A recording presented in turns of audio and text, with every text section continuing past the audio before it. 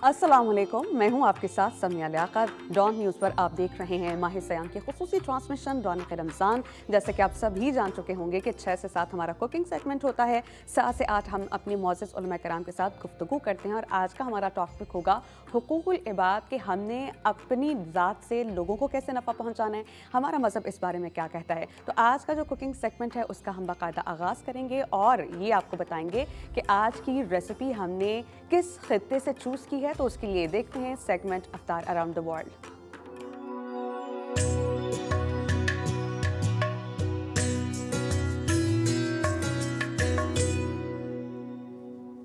जी, अब हमारे साथ मौजूद हैं हमारे शेफ रिजवान खान, उनसे बात करेंगे। अस्सलाम वालेकुम शेफ। वालेकुम अस्सलाम। क्या हाल चाल हैं आपके? अल्हम्दुलिल्लाह, शुक्र अल्हम्दुलिल्लाह। अच्छा शेफ, मुझे ये बताइएगा कि सबसे पहले जो हमारा इस शो का एक फॉर्मेट है वो हम ये करते हैं कि सबसे पहले आने के बाद अपने तमाम देखने वालों को बताते हैं कि हमारी ये रेसिपी कहाँ से है और कौन सी है। तो वेरी क्विकली अपने देखने वालों को ये बता देंगे।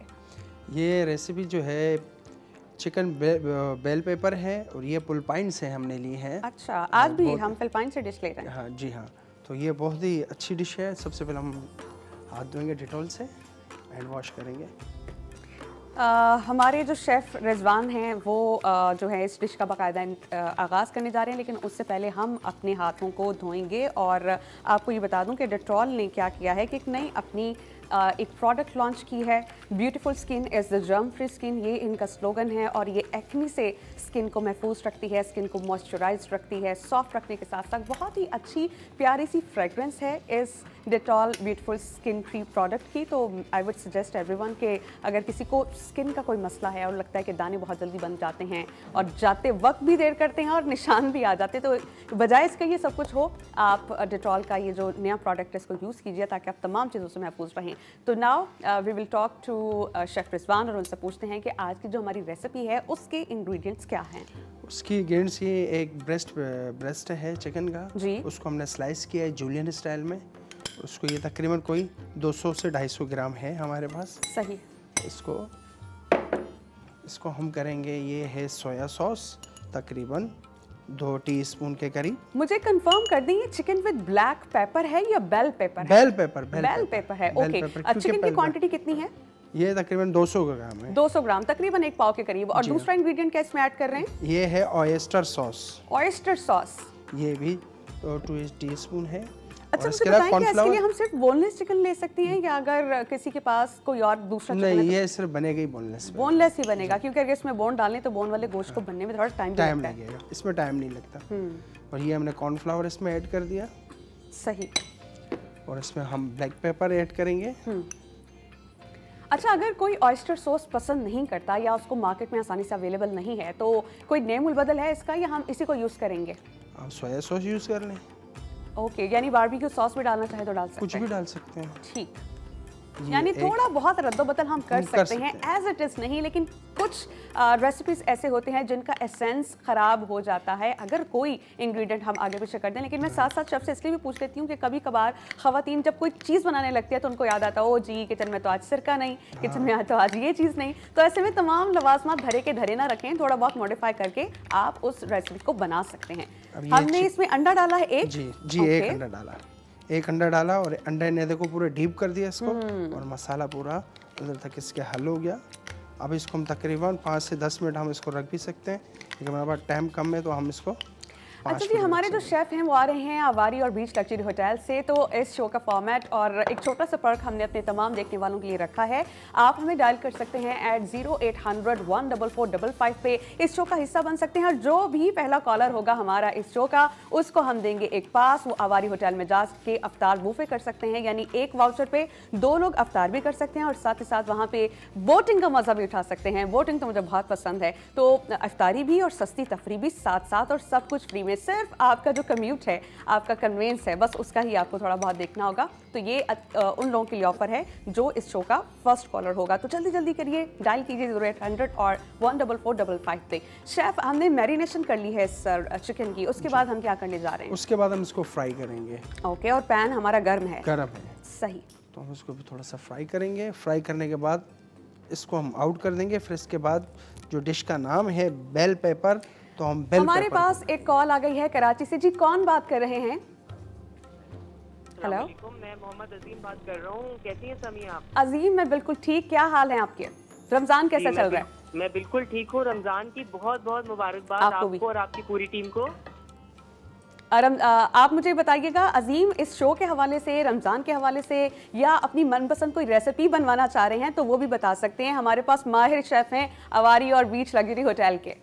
जी जी, माशाल्लाह आप सारी रिक्वेस्ट ऑलरेडी ही पूरा कर देते हैं माशाल्लाह। बहुत कुछ हमें सीखने का मौका मिल रहा है और मुझे खुद भी बहुत ज़्यादा शौक है कुकिंग करने का, तो मैं बहुत ज़्यादा चीज़ें आपसे सीख रहा हूँ।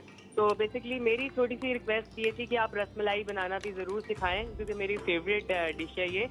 और ये है कि आपके शो माशाल्लाह जो आपका नेक्स्ट सेगमेंट है उसमें भी इंशाल्लाह मैं कॉल करूँगा और हमें बहुत कुछ सीखने का मौका मिल रहा है। तो मैं बहुत ज्यादा मुबारकबाद पेश करता हूं अजीम आप हमारे शो के फर्स्ट कॉलर हैं। आपको अवारी होटल का हम एक पास देंगे। हमारी टीम आपसे रब्ता करके फ़ोन नंबर लेके एड्रेस लेके आपको वाउचर देगी। आप एक वाउचर पे 2 लोग अफ्तार बुफे भी कर सकते हैं, बोटिंग का मजा भी ले सकते हैं और आपकी विश जो है हम जरूर पूरी कर देंगे। थैंक यू सो मच, आपने हमें कॉल की। तो आपने अजीम की सुन ली गुफ्तगू। वो कह रहे थे कि उनको रस मलाई बनाना सिखाइए। अच्छा, ये थोड़ा टाइम टेकिंग होता है, तो हम कोशिश करेंगे कि इसको मैनेज करें, कम टाइम में हैवी रेसिपी है, हम बनाना जरूर करेंगे क्योंकि हमें कॉलर ने कहा है। हम कुछ चीज़ें, कुछ टिप्स ऐसे हैं जो हम बताएंगे इनको, और बाकी जो है हमारे पास इतना टाइम तो नहीं होता कि हम उसको फुल फॉर्म पे बना के दे दें। इसके लिए तो कम से कम भी 2 से ढाई घंटा चाहिए। ओके। लेकिन क्या ऐसा नहीं हो सकता कि थोड़ी सी बाइंडिंग आप प्री कुक उसको करके, तो जो तमाम स्टेप्स हैं एक एक करके बता दें। अजीम ने फरमाइश की है, वो मैं कर लूँगा इंशाल्लाह। अच्छा, मुझे ये बताइए कि इस रेसिपी का अगला स्टेप क्या है? आपने मैरिनेट करने के बाद चिकन को बस फ्राई किया? फ्राई करने के बाद फ्राई करके अब इसको निकाल दूंगा। निकालने के बाद फिर इसके बाद मैं बेल पेपर और ये जितने इंग्रेडिएंट्स हमारे पास रखी हुई हैं ये मैं इसमें ऐड करूंगा। जब तक हमारा चिकन फ्राई हो रहा है हम लेंगे एक वेरी शॉर्ट ब्रेक और उसके बाद आपके खिदमत में हाजिर होंगे और इस रेसिपी के अगले स्टेप से मुताल्लिक आपको अपडेटेड रखेंगे। तो कीप वॉचिंग रौनक रमजान।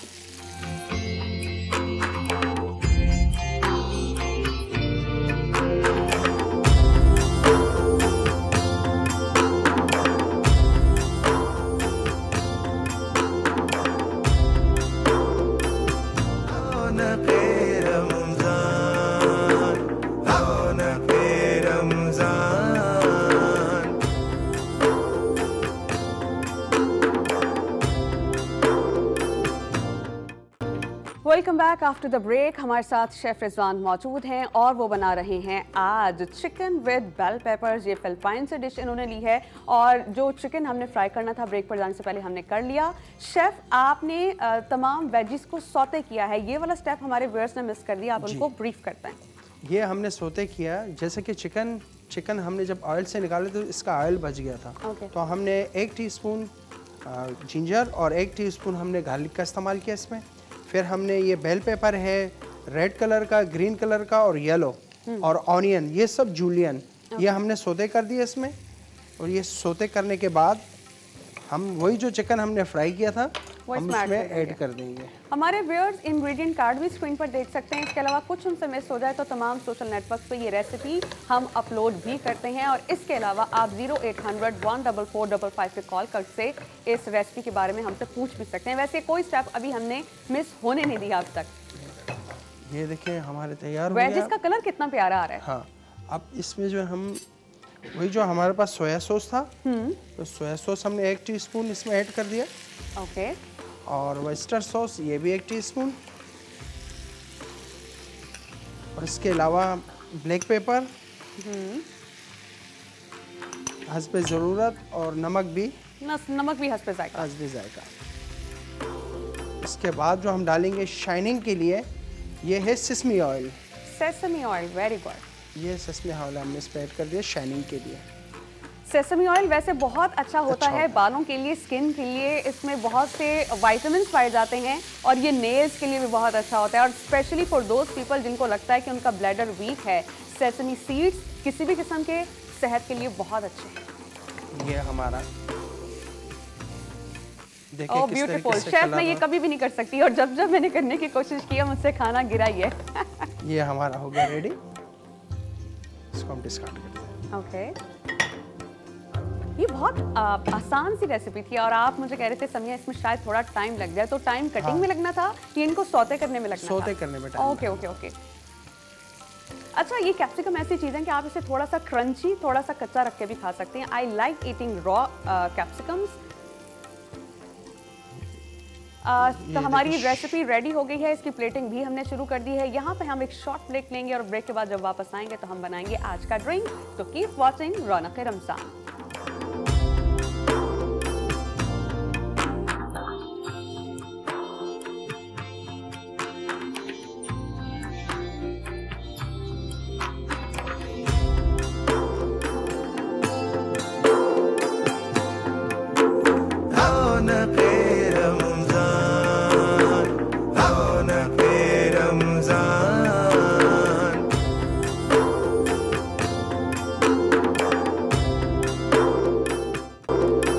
फिर आपकी खिदमत में हाजिर हैं। ब्रेक पर जाने से पहले हमने अपनी रेसिपी कंप्लीट कर ली थी। हमने बनाया है चिकन विद बेल पेपर और इसका इंतखाब हमने फिलिपाइन से किया है।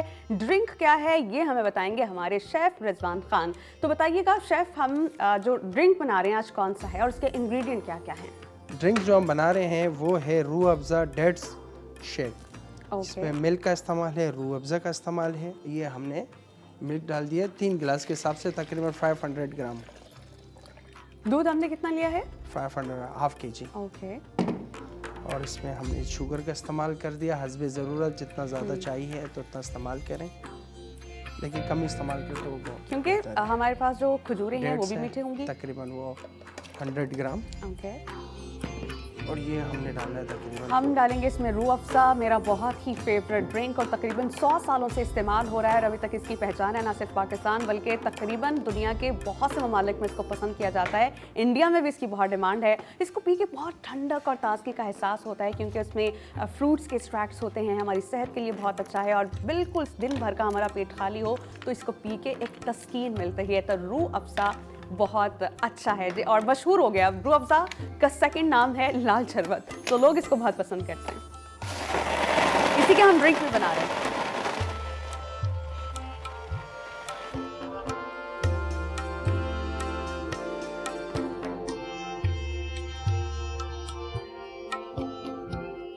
हमने बना लिया है अपना आज का शेक। ये है रूह अफ़ज़ा डेट्स शेक। इसके 3 बेसिक इंग्रेडिएंट हैं। हमने लिया है दूध, रूह अफ़ज़ा और खजूरें। चाहें तो उसमें चीनी भी डाल सकते हैं, शहद का इस्तेमाल भी कर सकते हैं और हमारा आज का ड्रिंक रेडी है। आज हमने 2 डिशेस तो खैर एक डिश एक ही थी और दूसरा जो था हमारा ड्रिंक था। दोनों चीज़ें हमारी रेडी हो चुकी हैं और ये सेहत के लिए भी बहुत अच्छी हैं। दिन भर जो इंसान थका हुआ होता है, रोज़ा रखा हुआ है, इससे आपको ताकत भी मिलेगी क्योंकि खजूर सेहत के लिए हमारे बहुत अच्छी होती है। तो शेफ़ रिजवान, इसको बनाते वक्त अगर हमने ड्रिंक को ज़्यादा बनाना हो तो आप इसकी क्वांटिटी का बताएं कि हम कितना बढ़ा सकते हैं? क्वांटिटी हम बढ़ा सकते हैं, तकरीबन कोई हम 200 ग्राम जो है ना इसमें हम मिल्क और इस्तेमाल कर सकते हैं, ऐड कर सकते हैं। और डेट्स ज़्यादा ना डालें और उसमें थोड़ा सा शुगर इस्तेमाल कर लें और रूह अफ़ज़ा इस्तेमाल के लिए तो बढ़ जाएगा, 5 गिलास हो जाएंगे, 6 हो जाएंगे। यानी अगर हमें इसे बनाना है तो हमने प्रोपोर्शन वाइज इसकी क्वांटिटी को डबल या ट्रिपल करना है। तो शेफ़ रिजवान खान, आपका बहुत शुक्रिया कि आपने डेट रूह अफ़ज़ा शेक और आज की रेसिपी हमें बनाने सिखाई। नाज़रीन, उम्मीद है कि आपको सब कुछ पसंद आ रहा होगा। अभी हम एक ब्रेक लेंगे, असानों का वक्फा होगा, फिर हम अपने आलिम के साथ आपकी खिदमत में हाजिर होंगे और आज के टॉपिक जो है हुकूकुल इबाद उस पर बात करेंगे। तो कीप वॉचिंग रौनक रमज़ान।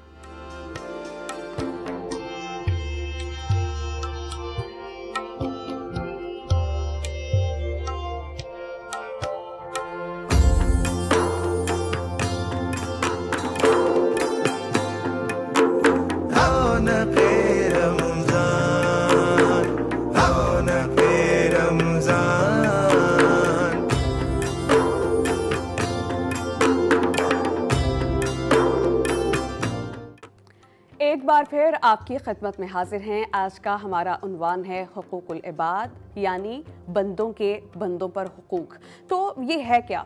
अल्लाह सुब्हानहू व तआला ने हमें पैदा किया है कि हम उसकी अताअत कर सकें, उसके बताए हुए उसूलों पर चल सकें और इसमें हुकूकुल इबाद को बहुत ज़्यादा फ़ौक़ियत हासिल है।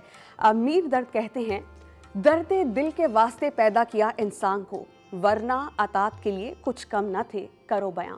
हमें अपने माँ बाप, बहन भाई, रिश्तेदारों, अजीज़ व अकारिब, हमसायों, मेहमानों, अगर चल रहे हैं तो मुसाफिरों, यानी जो जो बनी नो इंसान में जिस भी इंसान से आपका टकराव हो, आपका वास्ता पड़े, उसके साथ अच्छा ट्रीट करने का हमारा मज़हब हमें हुक्म देता है। और इस्लाम वो वाहिद मज़हब है जिसने लोगों को ह्यूमन राइट्स देने में बरतरी हासिल किया और तमाम अक़वाम आज तक इस्लाम को फॉलो कर रही हैं। कभी आपने ये जानने की कोशिश की कि हिंदू बहुत ज़्यादा मुसलमान क्यों हुए थे? क्योंकि वहाँ पर ज़ात पात को लेवल दिया गया था, डिग्रीज दी गई थी, first standard, second, third, fourth, और जो चौथे नंबर के स्टैंडर्ड था उन्हें अछूत समझा जाता था। अगर कोई याद आ जाए उन हकारत की नज़र से देखा जाता था, उनके हाथ से पानी नहीं पिया जाता था। इस्लाम ने हमें मसवात का दर्स दिया, इक्वल राइट्स दिए, और सबसे ज़्यादा ह्यूमन राइट्स हमें इस्लाम ने दिए। तो उस पर बहुत डिटेल से हम बात करेंगे। एक ब्रेक के बाद हमारे मुअज़्ज़ज़ आलिम हमें ज्वाइन करेंगे, मुफ्ती नूर रहमानी साहब, और उनसे इस पर बहुत मुफस्सिल हमें बात करेंगे। तो कीप वॉचिंग रौनक रमज़ान।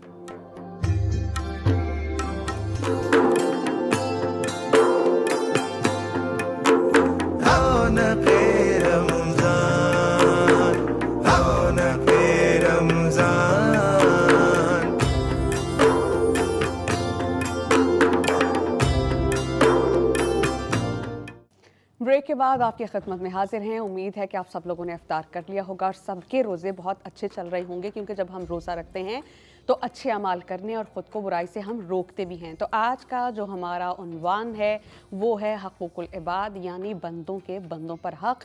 इस्लाम में सोशल सिस्टम को बहुत ज़्यादा अहमियत दी गई है, बहुत ज़्यादा फ़ौक़ियत दी गई है।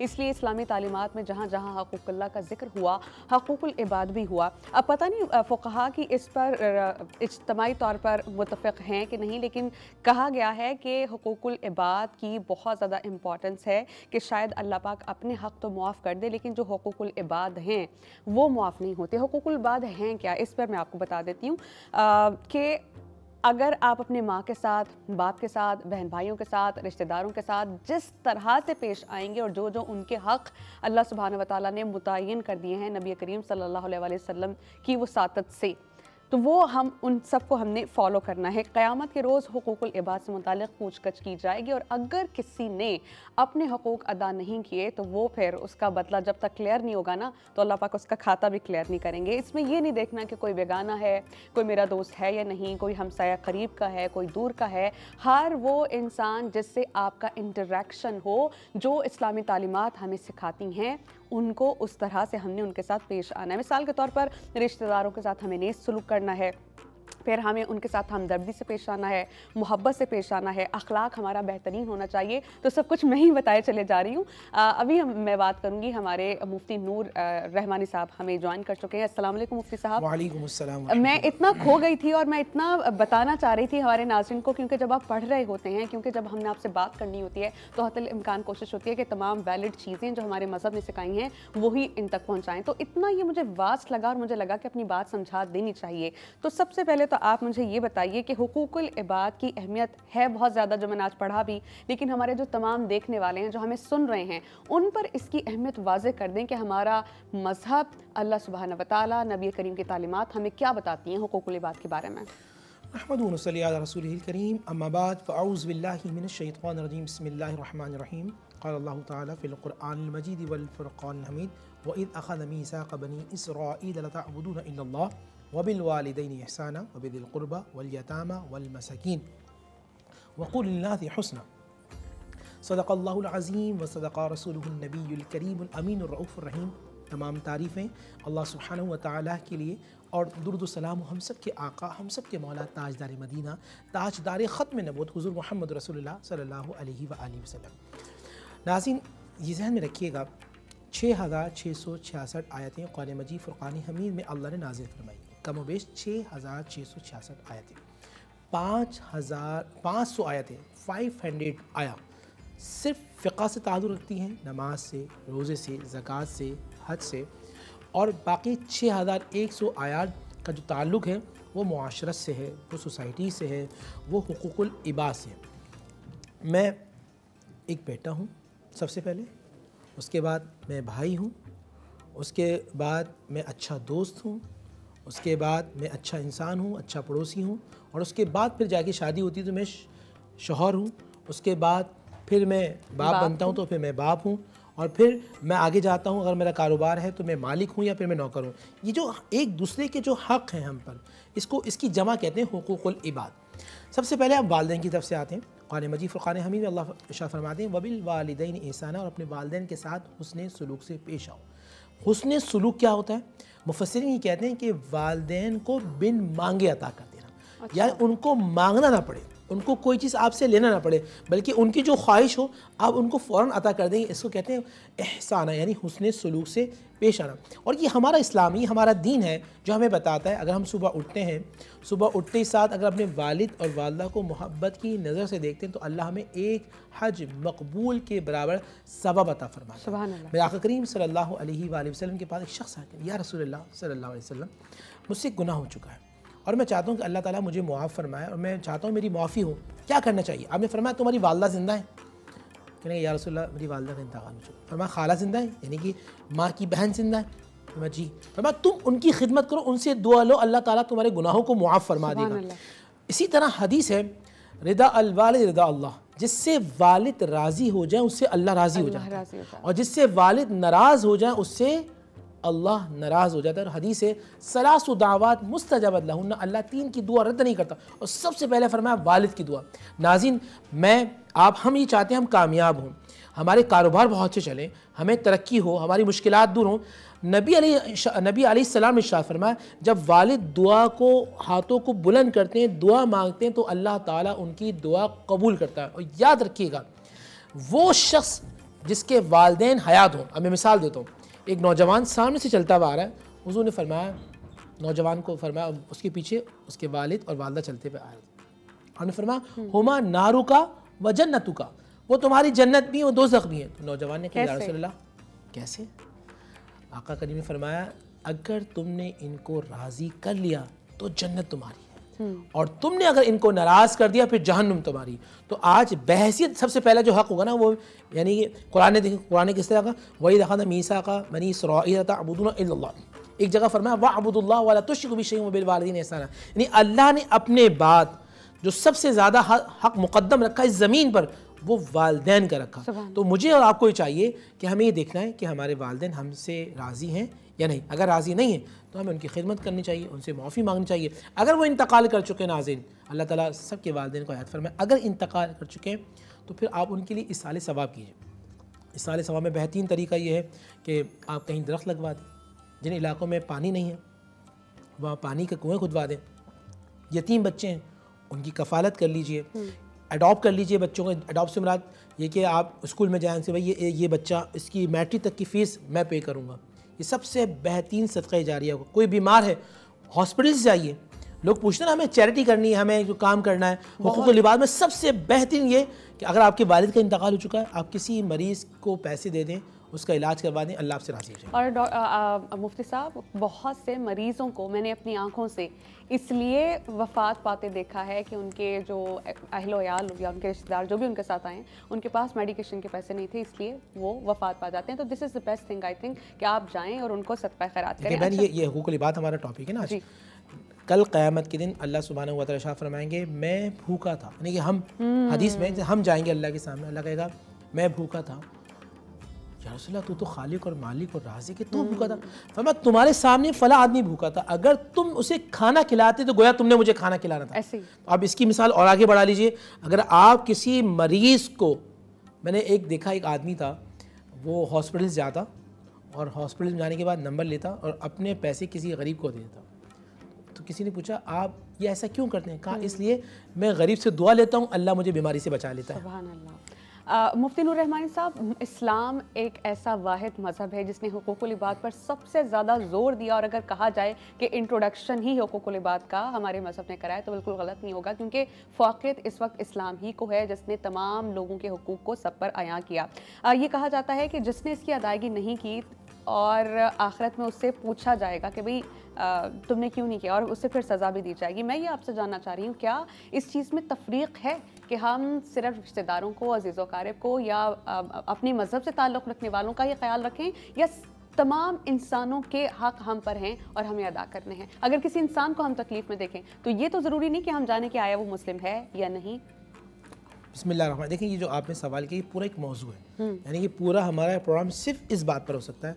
नबी अलैहिस्सलाम के पास एक आका फरमाते हैं, तुम मुफलिस किसे समझते हो, तुम गरीब किसे समझते हो।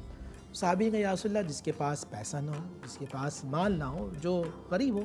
फरमाया नहीं, मुफलिस तो वो होगा कल क़यामत के दिन वो पहाड़ जितनी नेकियां लेके आएगा। नाज़रीन, ये हदीस बयान कर रहा हूँ मैं अल्लाह के नबी सल्लल्लाहु अलैहि वसल्लम की।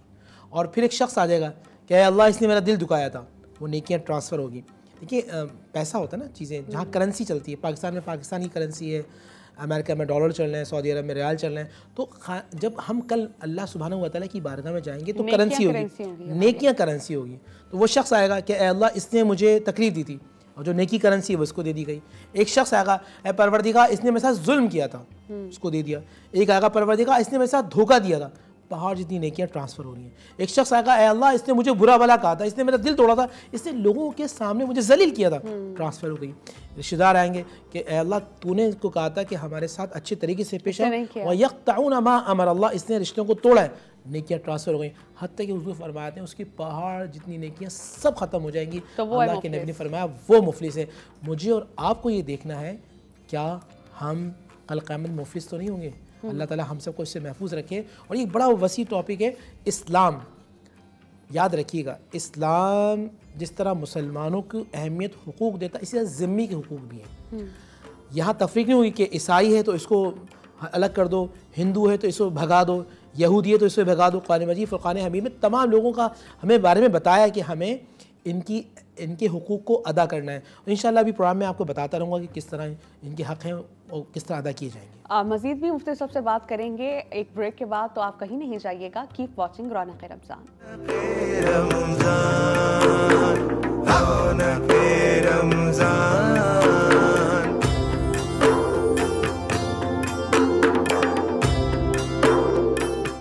तैयारी, खुशबू, बेहतरीन जायका और कड़क मज़ा, ये सब आपको मिलेगा टपाल दानेदार में। सहरी हो या इफ्तारी हो, इसके बगैर सब कुछ हमें बिल्कुल अजीब सा लगता है। तो जब हम इफ्तार कर लें तभी हमें चाय चाहिए होती है, और जब हम सहरी कर रहे हैं तो हमें होता है एक घूंट चाय ज़रूर मिल जाए।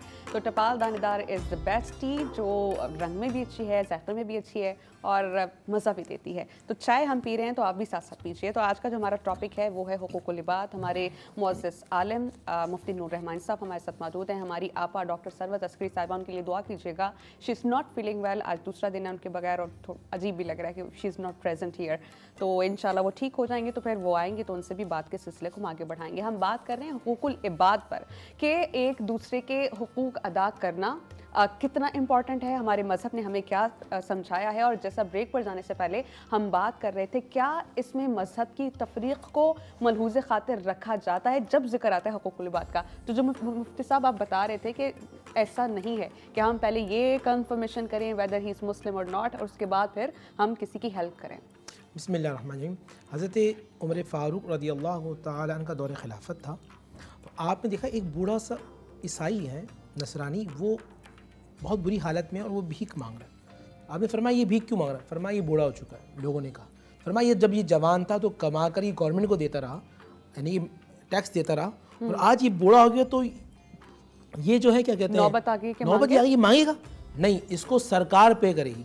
और फिर बैतुल माल से जब तक वो ईसाई जिंदा रहा, उमर फ़ारूक रज़ियल्लाहु तआला ने टैक्स लगा दी, जिम्मेदारी कि इसको आप देते रहेंगे, वजीफ़ा ले दिया। ये इस्लामी हुकूमत का निज़ाम होता है। अब आइए बात पर, हुकूकुल इबाद है किस तरह। देखिए, यहाँ जब बात हम हुकूकुल इबाद की कर रहे हैं, तो मैं एक बेटा हूँ तो मुझे माँ बाप की इज़्ज़त करनी है। अब आइए भाई पर आए, बहन पर आए। अगर कोई शख्स अपनी बहन की परवरिश करता है, अपनी बहन का ख्याल रखता है, नबी पाक सल्लल्लाहु अलैहि वसल्लम फरमाया एक हदीस में कि बेटी, दो बेटियाँ हों, एक हदीस में कि बहनें हों, तो फरमाया मैं और वो मोहम्मद सल्लल्लाहु अलैहि वसल्लम, यानी हुज़ूर ने फरमाया मैं मोहम्मद और वो दोनों कल क़यामत में इस तरह साथ खड़े होंगे। यानी हुज़ूर ने फरमाया अल्लाह ताला उसको इतना मकाम और मर्तबा अता फरमाएगा। हमारे एक मामला ये होता है नाज़रीन किराम कि हम रिश्तों से दूर होते जा रहे हैं।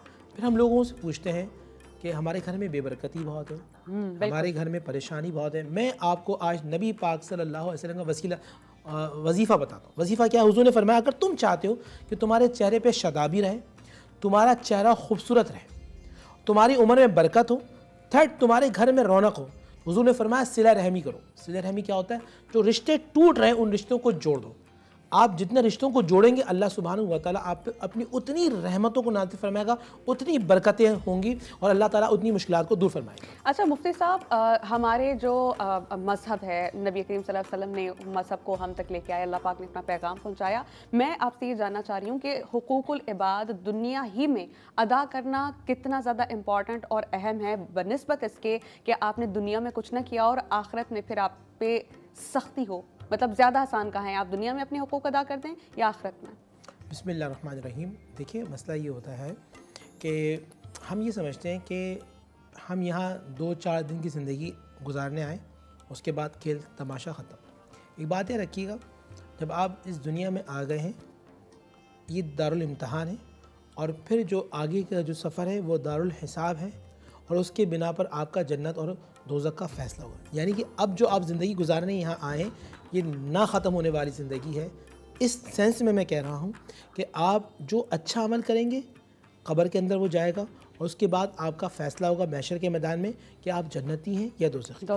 अगर आप किसी के साथ बदकलामी करते रहे, आप किसी के साथ आपका बिहेवियर बहुत ख़राब रहा, हुज़ूर की हदीस है ला यदखुलुल जन्नत जव्वाज़, कि जो किसी के साथ बदकलामी करता है, सख्त बातें करता है, उसके दिल को तोड़ता है, ऐसा शख्स जन्नत में दाखिल नहीं होगा।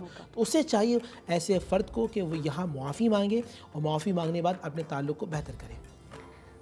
आप एक मुसलमान है, ये हम हुकूकुल इबाद की जहाँ जिक्र कर रहे हैं, तो मुझ पर मेरे ही हुकूक क्या हैं और उसके बाद जब मैं इस काबिल हो जाऊँगा या हो जाऊँगी कि एक मुसलमान होने के नाते अपने जो हक़ हैं वो अदा करूँ, तभी मैं इस काबिल होंगी कि मैं बाकी सबको देखूँ। तो एक मुसलमान की अपनी ज़ात पर क्या हुकूक हैं? बिस्मिल्लाहिर्रहमानिर्रहीम। देखिए हुकूक 3 किस्म के होते हैं, नाज़रीन ज़हन में रखिएगा। एक होता है हुकूकुल्लाह, अल्लाह के हुकूक। एक होता है हुकूकुल इबाद यानी कि बंदों के हुकूक। एक होता है हुकूक बिन नफ्स, नफ्स के हुकूक। सबसे पहले अल्लाह के हुकूम में आता है नमाज, रोज़ा, ज़कात वगैरह का। इसी में एक मामला ये भी आता है कि आप जो भी मामला किसी के साथ करें अच्छे और आसान तरीके से करें। इबाद के अंदर इबाद है अब्द की, और अब्द कहते हैं बंदे को। तो बहन, भाई, दोस्त, अहबाब, रिश्तेदार, पड़ोसी, आप बाहर निकले हैं, अच्छे इंसान, हत्ता कि जानवरों तक के हुकूक शामिल हैं। तीसरा बिन अपने नफ्स के साथ, यानी कि आप आपके साथ कितने मुखलिस हैं। आप कोई ऐसा काम तो नहीं कर रहे कि जिससे अल्लाह सुब्हानहू व तआला नाराज़ हो रहा है। आप ऐसा आँख को वहाँ इस्तेमाल तो नहीं कर रहे कि जहाँ ये रूहानी तौर पे कि जहाँ अल्लाह नहीं चाहता आप वहाँ आँखों को लेके जाते हैं। कानों में आप बुराई सुनते हैं, गीबत सुनते हैं, झूठ सुनते हैं, आपको झूठ पसंद है, गीबत पसंद है। तो ये तमाम वो चीज़ें कि जो आपके साथ हैं। अगर आप अपने ज़ात को तकलीफ़ देते हैं आप गुनहगार हैं। हम बहुत डिटेल से इस तमाम टॉपिक पर कहाँ कहाँ हमारे हुकूक बनते हैं बात करेंगे, लेकिन वेरी शॉर्ट ब्रेक के बाद हम आपकी खिदमत में हाजिर होंगे। तो देखते रहिए रौनक-ए-रमज़ान।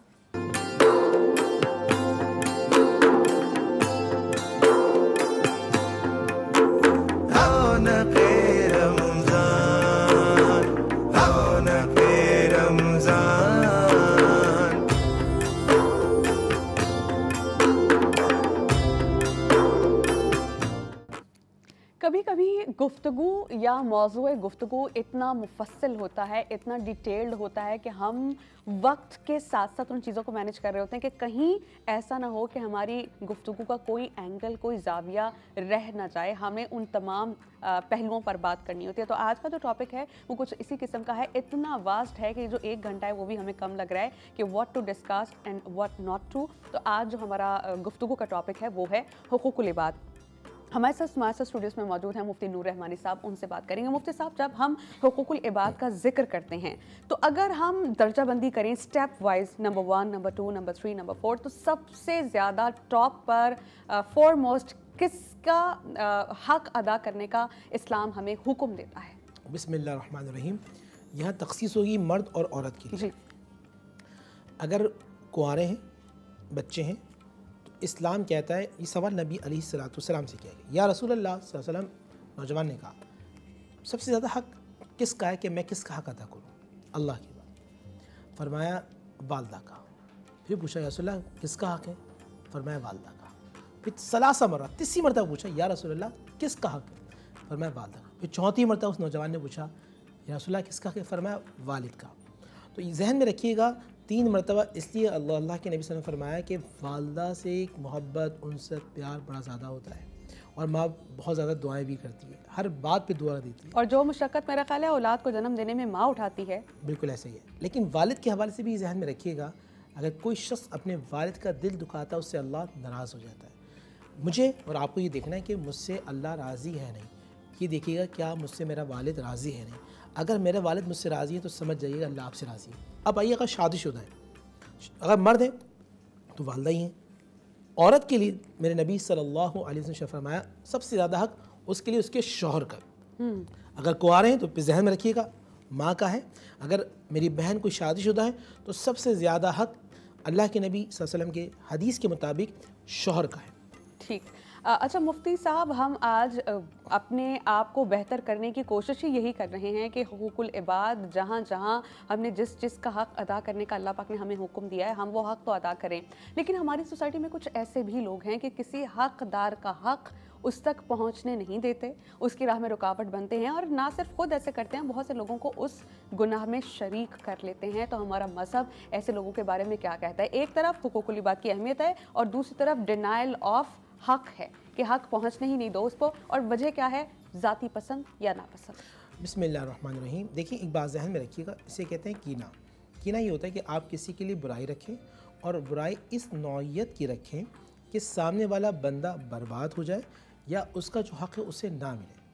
मिसाल के तौर पे वो एज ए टीचर कहीं लग सकता है, लेकिन आप प्रिंसिपल से कह दें कि भाई इस बंदे को इसमें क्वालिटी ज़रूर है, ये अच्छा बोलता है भी, अच्छा पढ़ा भी सकता है, मगर क्योंकि मुझे नापसंद है तो आप इसको बहैसियत टीचर अपॉइंट ना करें। इसे कहते हैं कीना। याद रखिएगा नाज़रीन, अब इंशाअल्लाह कुछ अय्याम दिनों के बाद हम ताक रातों में चले जाएंगे। ताक रात में शब क़दर एक ऐसी रात होती है कि आप उसमें सजदे में हो तो अल्लाह आपको 84 साल के बराबर सवाब अता फरमाता है। लेकिन मेरे नबी ने फरमाया जिसके सीने में कीना होगा अल्लाह ताला उसकी बख्शिश नहीं फरमाएगा। तो ऐसे लोग कि जो किसी के लिए बुरा सोचते हैं या बुरा करते हैं, उन्हें आज तौबा करना चाहिए, अपने दिल से निकाल दें। अच्छा, मैंने गलती की है, मिसाल के तौर पर आप हैं सामने और मैंने ऐसा किया है, अब मैं आपसे माफ़ी कैसे मांगूँ? अगर मैं आपके पास जाऊँ, कहूँगा भाई मैंने आपकी ग़िबतें की थी, मैंने आपको फ़ना बोला, तो झगड़ा और बढ़ जाएगा। अब अल्फाज ये होगा, आप जाएंगे उससे कहेंगे देखिए मैं इंसान हूँ, हो सकता है मुझसे कोई गलती हो, कोई जुमला मैंने कह दिया हो, मुझे माफ़ कर दें। मुफ्ती साहब, बहुत माजरत के साथ मैं आपको टोकूंगी क्योंकि इसी वक्त मुझे लग रहा है कि मैं इसी से जुड़ा हुआ एक सवाल आपसे फ़ौरन करूंगी। जैसा कि आपने कहा कि अगर किसी की दिलाजारी की है, तकलीफ़ पहुंचाई है, ग़िबत की है, तो उस पर जाकर माफ़ी मांगे। लेकिन एक ख़ास अरसा है, कई साल या कई महीने या कई दिन, क्या एक बार की ज़ुबान से माफ़ी तलाफ़ी is enough for that pain, for that suffering? जो बंदा एक सफरिंग में रहा है काफ़ी अर्से, तो एक बार काफ़ी है या इसके अलावा भी कुछ करना चाहिए किसी इंसान को? बिस्मिल्लाहिर्रहमानिर्रहीम। देखिए, फिर मैं आपको हदीस सुनाता हूँ। हज़रत अबू ज़र ग़िफ़ारी रज़ियल्लाहु ताला हज़रत बिलाल हबशी को ये जुमला कहा, हदीस के अल्फाज बताता हूँ। ओ काली माँ के बेटे, यानी कि काला रंग था ना आपका, हबशा के थे, तो हज़रत बिलाल को बुरा लगा, आपकी आंखों में आंसू आ गए। ये इतला किसी ने नबी सल्लल्लाहु अलैहि वसल्लम को बताई। हुज़ूर सल्लल्लाहु अलैहि वसल्लम हज़रत अबू ज़र ग़िफ़ारी पे इस तरह नाराज़गी फरमाई कि आपने चेहरा मुबारक फेर लिया। अबू ज़र ग़िफ़ारी नाराज़ हो गए इस बात पे, मतलब परेशान हो गए कि मेरे नबी मुझसे नाराज़ हैं, मेरे आका मुझसे नाराज़ हैं। फ़ौरन बिलाल हबशी के घर में गए। आप पता है नाज़रीन क्या किया उन्होंने? यानी कि ज़मीन पे अपना ही चेहरा रख दिया और बिलाल हबशी से कहा कि तुम अपना पैर मुझ पे रखो क्योंकि मैंने तुम्हारा दिल दुखाया, मुझे माफ़ कर दो, मैं तुमसे माफ़ी मांगता हूँ। बिलाल हबशी भी रो पड़े, दोनों एक दूसरे को सीने से लगाया। अल्लाह के नबी को ये बात मालूम चली तो अल्लाह के नबी ने माफ़ फरमा दिया। लेकिन याद रखिएगा, ऐसा शख्स जो आपके लिए मुस्तकिल नासुर बनता है या आप किसी के नासुर बनते हैं, अगर उस बंदे ने आपको माफ़ ना किया तो आपकी जितनी भी नेकियां होंगी हदीस के मुताबिक सारी की सारी बर्बाद हो जाएंगी। आज उस बंदे से माफ़ी मांग लीजिए। अच्छा मुफ्ती साहब, ये वजह क्या है? क्या हम अपने मज़हब से दूर हैं? क्या सिर्फ कुरान पाक की ट्रांसलेशन पढ़ लेना इज़ इनफ? क्या आपको नहीं लगता कि हमें अपने बच्चे को कुरान के साथ साथ उसका ट्रांसलेशन भी पढ़ाना चाहिए ताकि उसे पता हो कि मैं पढ़ रहा हूँ तो उसका तर्जुमा क्या है? क्योंकि जो आपने कहा कि जो आपने मिसाल दी हज़रत बिलाल रज़ी अल्लाह ताला अन्हु की, कि जिस तरह उनको कहा ए काली माँ के बेटे, आई डोंट नो, बिल्कुल ऐसे कोई लफ्ज़ था। लेकिन यहाँ पे तो बाकायदा कहा जाता है वो जो मोटा सा है, वो जो छोटा सा है, वो जिसका पाँव अजीब सा है, यानी अगर अल्लाह सुब्हाना व तआला ने किसी कमी के साथ, खामी कोताही के साथ आपको पैदा किया है, उस चीज़ को लेकर किसी को मुखातिब करना कितना फॉरबिडन है इस्लाम ने। और देखिए एक चीज़ है, आप अपने बाल अच्छे बना सकते हैं, आप अच्छे से ब्रश कर सकते हैं, लेकिन अल्लाह पाक ने जिस तरह आपको पैदा किया, आप अपना नाक उतार के रख तो नहीं सकते कि मेरा नाक प्यारा नहीं है या मेरी आंखें टेढ़ी हैं। आप अल्लाह पाक की बनाए हुए चेहरे को किस तरह लान तान कर सकते हैं? मुझे तो इस पे कभी कभी अफसोस भी होता है, दुख भी होता है कि हम मजहब से कितना दूर हैं। बिस्मिल्लाह, देखिए इसका सबब बनता है वमिन शर्रि हासिदिन इज़ा हसद, यानी कि जब हम हसद कर रहे होते हैं, हसद में ये होता है कि एक आग होती है जो जल रही होती है। जब भी मेरे आका अलैहिस्सलाम ने शाह फरमाया हसद नेकियों को इस तरह खा जाती है जिस तरह आग लकड़ी को खा जाती है, आपकी नेकियां ख़त्म होना शुरू हो जाती हैं। हसद मत कीजिए। हसद मतलब अल्लाह ने किसी को कुछ रुतबा मकाम अता किया है तो ये अल्लाह की तकसीम है, अल्लाह उससे नाराज़ होता है जो अल्लाह की तकसीम से नाराज़ हो। अच्छा याद रखिएगा, सूरह हुजरात के अंदर और बहुत सारी सूरतें ऐसी जिसमें अल्लाह ने मना किया किसी को बुरे नाम से ना पुकारो, किसी के बुरे अलकाब से ना पुकारो, बल्कि हदीस में यहाँ तक आता है किसी को आंखें से इशारे से कुछ ना करो, इससे अल्लाह नाराज़ होता है। और जब अल्लाह नाराज़ हो जाए तो भी याद रखिएगा तबाही है, बर्बादी है और इंसान परेशानी का शिकार हो जाता है। हम बात कर रहे हैं हुकूकुल इबाद के, यतीमों के, बूढ़े वालिदैन के, शौहर के, मियाँ बीवी के, हमसायों के, मुसाफिरों के, हत्ता के मेहमानों के क्या हुकूक हैं, इस पर बहुत हम मुफ्ती साहब से बात करेंगे, लेकिन एक ब्रेक के बाद। कीप वॉचिंग रौनक रमज़ान।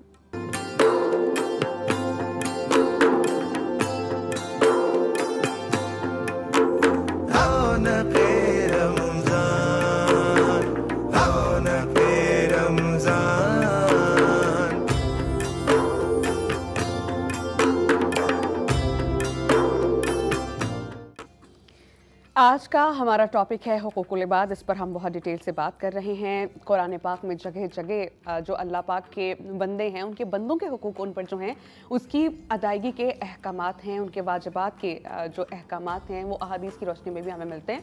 हमारे साथ आलिम मुफ्ती नूर रहमानी साहब मौजूद हैं, उनसे इस पर बात करेंगे। मुफ्ती साहब, जैसे कि ब्रेक पर जाने से भी हम पहले बात कर रहे थे कि इतने ज़्यादा पहलू हैं इस टॉपिक के कि समझ नहीं आ रही कि किस टॉपिक पर बात करें किस पर नहीं, लेकिन सीधा सीधा चीज़ें कि जो लोग यतीम हैं, उनके वालिद नहीं हैं और उनकी कोई सपोर्ट भी नहीं है, ऐसे लोगों के हुकूक हम पर क्या हैं? सेम गोज़ फॉर बेवाओं के हुकूक और जो मसाकीन हैं, इन तमाम के हुकूक के बारे में हमारा कुरान, हमारा मज़हब, नबी करीम की हदीस हमें क्या बताती है? बिस्मिल्लाहिर्रहमानिर्रहीम। वबिल वालिदैन एहसाना वबिज़िल क़ुरबा वल यतामा, वालिदैन के साथ हुस्न सलूक से पेश आओ, जो तुम्हारे क़राबतदार हैं, तुम्हारे रिश्तेदार हैं, उनके साथ।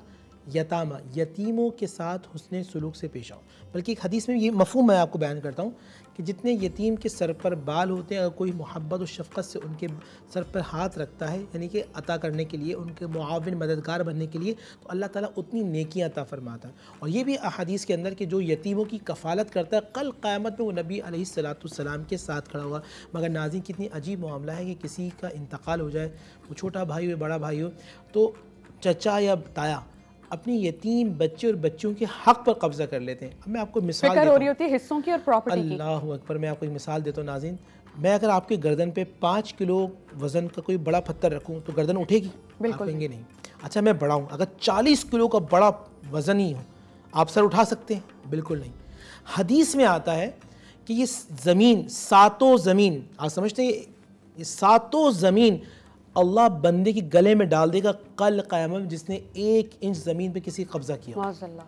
तो अल्लाह ताला मुझे और आपको महफूज रखे और ये यतीम है उनकी दुआ लेने की तौफीक अता फरमाए, क्योंकि दुआ, यतीमों की दुआ, मज़लूमों की दुआ हदीस के मुताबिक फ़र्श से अर्श तक जाती है। मुफ्ती नूर रहमानी साहब, जो शख्स हुकूकुल इबाद को निगलेक्ट करता है, नज़रअंदाज समझता है, अहमियत नहीं देता, क्या ऐसे शख्स के नमाज, रोज़ा, ज़कात, हज, उसकी इबादत क्या अल्लाह की बारगाह में कबूल होती हैं? बिस्मिल्लाहिर्रहमानिर्रहीम। वयक़तऊना मा अमरल्लाहु बिही अन युसला व युफ़सिदूना फ़िल अर्द उलाइका हुमुल ख़ासिरून। अल्लाह, वो लोग जो रिश्तों को तोड़ते हैं, कुरान ने बताया ये फ़साद करने वाले हैं। मैंने आपको पहले भी हदीस बयान की थी कि बहुत सारे लोग अल्लाह की बारगाह में आएंगे, उनके पास नमाज भी होगी, रोज़ा भी होगा, ज़कात भी होगी और बहुत हज भी होंगे, मगर लोगों का हक मारा होगा, हुकूकुल इबाद को पामाल किया होगा, तो लोग आते रहेंगे और उनसे करेंसी नेकिया की सूरत में लेके जाते रहेंगे और आखिर में वो शख्स खाली हाथ हो जाएगा और वो अल्लाह ताला उसको जहन्नुम में डाल देगा। तो नाज़रीन, आप देखिए, हुकूकुल्लाह को याद रखें, नमाज की पाबंदी रखें। ऐसा नहीं हो सकता कि सिर्फ नमाज पढ़ें और लोगों को आप नज़रअंदाज करते रहें। ऐसा भी नहीं हो सकता कि आप लोगों से मिलते रहें, नमाज को छोड़ते रहें। तो हुकूकुल्लाह और हुकूकुल इबाद हमें दोनों को लेके चलना है। मैं इसी से जुड़ा हुआ सवाल, सॉरी मैंने आपको दूसरी बार राज रोका, जो बहुत आदाब के खिलाफ है, लेकिन मुझे ऐसा लगता है ये शायद एक अहम नुक्ता होता है कि आप जो बात कर रहे हैं उसी से बात को आगे बढ़ा दें। लोग आजकल बहुत ये ट्रेंड चला है कि जी हुकूक अल्लाह का क्या है जी, अल्लाह तो अपने हक जो है वो माफ़ कर देता है, इसलिए नमाज भी ना पढ़ो, कुरान भी ना पढ़ो, लेकिन हुकूकुल इबाद है ना, चलो उसको थोड़ा बहुत देख लेते हैं। लेकिन क्या आपको या हम सबको ये समझने की ज़रूरत नहीं कि हुकूक अल्लाह ही में हुकूकुल इबाद आते हैं? यानी अल्लाह ने जो माँ बाप, बहन भाइयों के साथ, बेवाओं के साथ, यतीमों के साथ जो सलूक रवा रखने का कहा है वो अल्लाह ही का हुक्म है, वो भी हुकूक अल्लाह ही है। और नमाज ना पढ़ना नमाज की तो मुआफ़ी नहीं है। बिस्मिल्लाहिर्रहमानिर्रहीम। देखिए जहन में रखिएगा कि अल्लाह चाहे तो सबको माफ़ फरमा दे और अल्लाह चाहे तो छोटी सी बात पे गिरफ्त कर ले। वक़ीमुस्सलाह व आतु ज़कात, नमाज कायम करो, ज़कात दो। अगर कोई शख्स नमाज या ज़कात का इनकार करता है तो वो कुरान का इनकार करता है, वो दायरा इस्लाम से खारिज हो जाता है। और जो नमाज या ज़कात को नहीं देता, इस जहन में रखिए, फाजिर व फासिक और गुनाहगार है, वो अल्लाह सुब्हानहू व तआला की बारगाह में बुरा बदअमल है। हमने आप जाइए कुरान मजीद फ़ुरक़ान हमीद को पढ़ें, वैलुल लिलमुसल्लीन, वैल का मतलब होता है बर्बाद हो जाए, हलाक हो जाए। तो आपको हुकूकुल्लाह ये जहन में मत रखिएगा कि अल्लाह चाहे, भाई अल्लाह तो चाहने वाला है, वो माफ़ करवाने वाला है, लेकिन अगर आप नमाज रोज़ा नहीं करेंगे तो अल्लाह सुब्हानहू व तआला आपको भड़कती हुई आग में डालेगा। हुकूकुल इबाद का मफहूम यही है कि अपनी ज़ात से दूसरों को नफ़ा पहुँचाया जाए। हमारा मज़हब इसी चीज़ की तलक़ीन करता है। नबी करीम सल्लल्लाहु अलैहि वसल्लम का फरमान है कि जो शख्स मोमिन की कोई दुनियावी मुश्किल दूर करेगा, अल्लाह सुब्हानहू व तआला क़यामत की सख्तियों में से एक सख्ती उस शख्स से दूर कर देगा। और जो शख्स किसी तंगदस्त पर सहूलत करेगा तो अल्लाह सुब्हानहू व तआला दुनिया और आखिरत में उस पर सहूलत करेंगे। जब तक बंदा अपने भाई की मदद में लगा रहता है तो अल्लाह सुब्हानहू व तआला भी उस शख्स की मदद में लगा रहता है। तो इस चीज़ का मफहूम बहुत हद तक हम पर वाज़े और आया हो गया कि दूसरों के हुकूक की अदायगी हम पर कितनी अहम है। तो आज से फिलवक्त इतना ही। इंशाल्लाह कल एक नए टॉपिक के साथ आपकी खिदमत में हाजिर होंगे। मुझे और मुफ्ती नूर रहमानी साहब को डॉन न्यूज़ की खुसूसी नशरियात रौनक रमज़ान से इजाज़त दीजिए। अल्लाह हाफ़िज़।